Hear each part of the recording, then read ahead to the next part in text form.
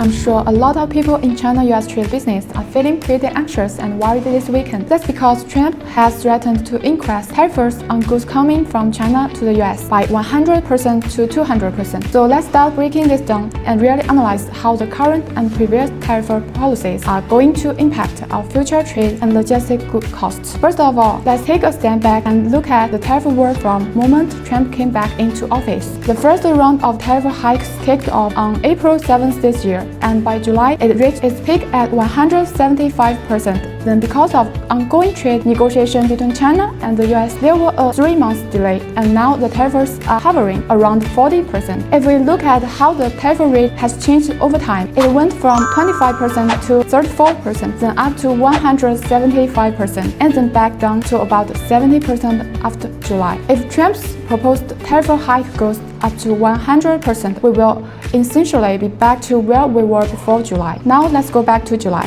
when we hit that peak tariff rate and see how buyers and sellers reacted. At that time, a huge volume of goods coming from China to the US got set back. A lot of shipments that were already on the water or had reached the US ports were abandoned in huge numbers at the docks. Many people just give up on clearing customs, and large quantities of containers are piled up at US ports. Looking back at the impact on logistics, first were a lot of abandoned goods in the US, and shipments that had reached port weren't cleared. Second, on the Chinese export side, suppliers gave up on containers that had already been booked. The factory applied for return of the container that had already arrived at the terminal. That led up nearly a certainty to folding the export gap. Many traditional companies faced situations where containers wasn't fully packed. Freight rates dropped significantly, but when you compare to the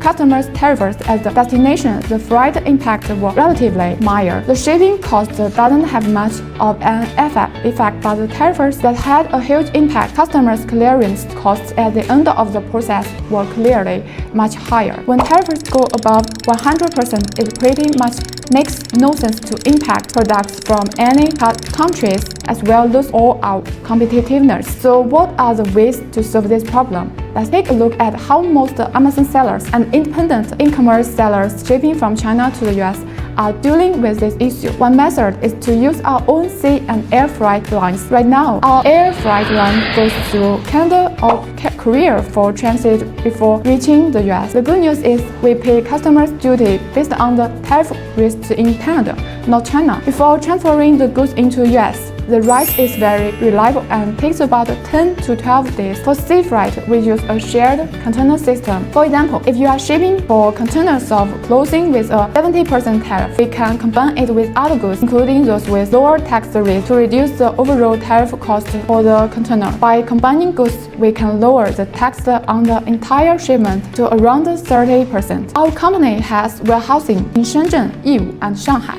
in China, as well as in Los Angeles, US, and Toronto, Canada. This allows us to ensure reliable flight schedule and sea freight arrival times. We have fixed the weekly dealings, which means high control and professionalism. This ship method has been in operation for over 10 years now. For every shipment, we pursue insurance. What's more, if any cargo handled by our company gets lost or goes missing, we promise to fully compensate the value of the goods and refund the shipping costs. Additionally, our warehouses in China offer free 30-day storage for your goods. We also support order fulfillment for models like 3PL and D2C, including single-item dropshipping.